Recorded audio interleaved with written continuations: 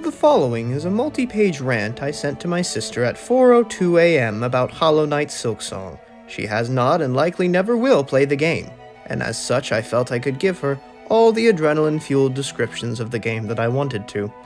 I am not responsible for any and all theories, miscommunications, and inaccuracies about the lore that I have undoubtedly written and spoken here. Also, this has all the spoilers.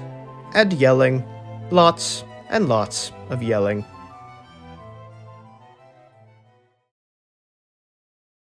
God damn it, I need to yell about Silksong. You're the only person I know who will slightly understand and won't care about spoilers. Okay. Silksong, right? 6 years of rabid speculation about the story and lore and connection to Hollow Knight, and people can't even agree if it's a prequel or a sequel, and Jesus, those debates got complicated. So I start playing, right, and there's no goddamn indication of a timeline. Like moth or fucker. Just a little Hollow Knight pun I didn't make up. Give me a hint or something! So anyway, 3 days and 23.5 hours of playtime later. That's not a joke, you could not have pried that game from my cold, dead body. I beat its base ending and go,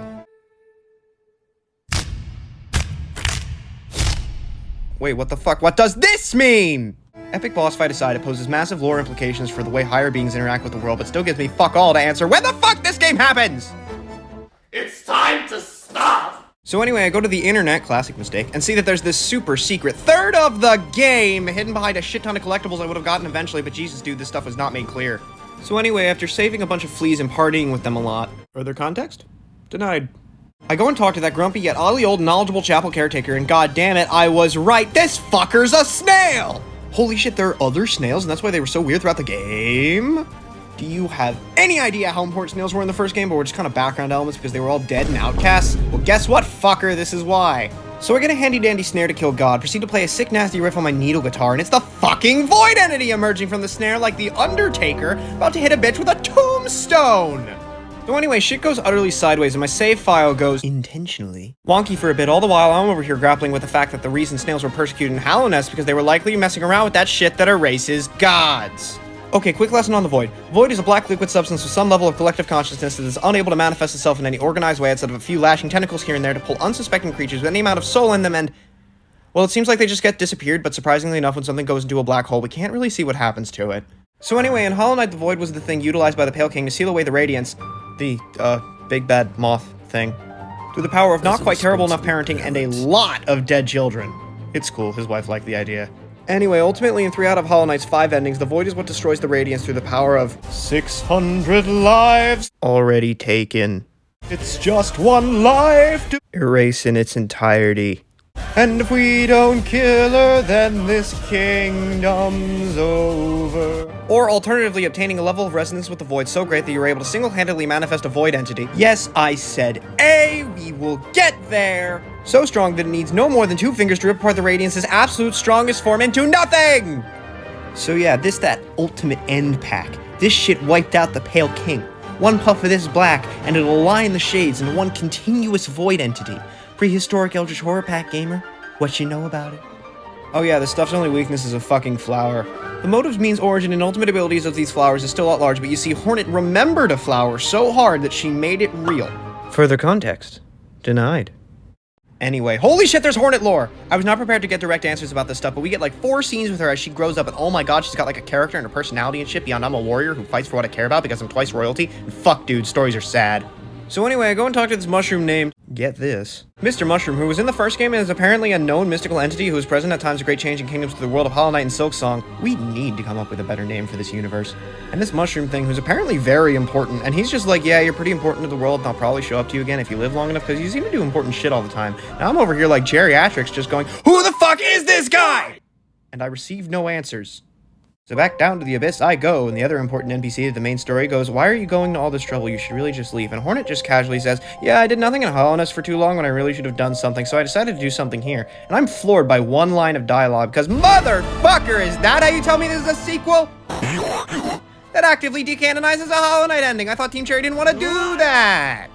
So anyway, Leroy Jenkins to the pit of eternal darkness using flower power TM, and after a very difficult boss fight that's epic as hell, I'm sitting there going, man, it sucks that I have to kill God and her fuck-ass daughter because the daughter really was just a victim design, yes, design, for God's plans. Okay, I'm a little unclear on why exactly Grandmother Soap wanted children so badly, but I'm sure Mossbag will tell me soon enough.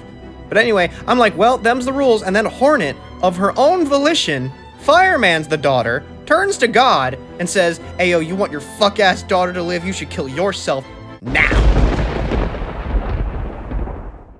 And give me your power so we can escape." And I'm sitting here like, what the hell, that's not gonna work. Lace was a failure of a daughter whose form was, quote, too frail to serve whatever purpose Grandmother Silk wanted for her. But then she's like, "I hate you because you suck, but I love you because you're my daughter, but you suck, but I love you, so I should kill myself now." And then Steve Harvey comes in and is like, "Thought about killing myself." Everybody laughs because he's Steve Harvey.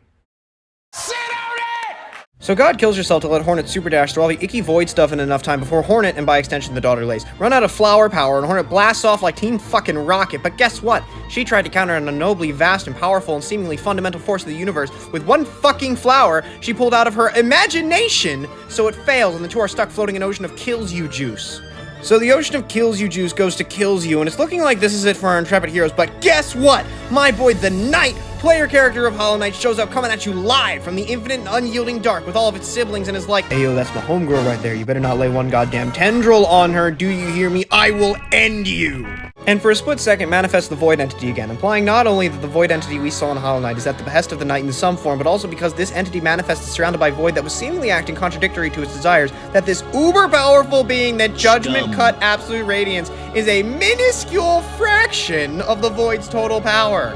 But never mind all that. It's my boy! They are completely gone! They just hanging out with all their family, having a fun time in eternal darkness, experiencing inner peace or some shit. Yeah! Oh, also, the presence of the Knight as a shade undeniably decanonizes another ending of Hollow Knight and seemingly decanonizes another, although that one does have a bit of wiggle room. You know, just completely changing the fate of Hallowness with a casual cameo. Nothing special. Oh yeah, Hornet and Lace make it out of there with the power of callbacks, and the Void is seemingly put to rest in Farloom. Jesus. 47.5 hours of gameplay over the course of a little more than a week. This game is $20.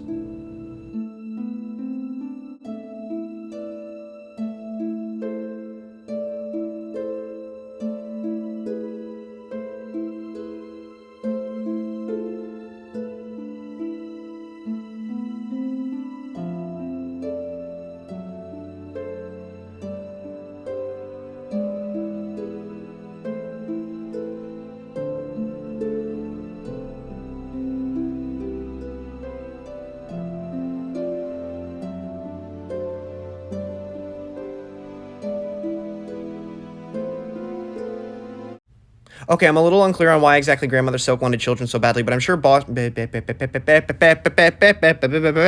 He's a phantom.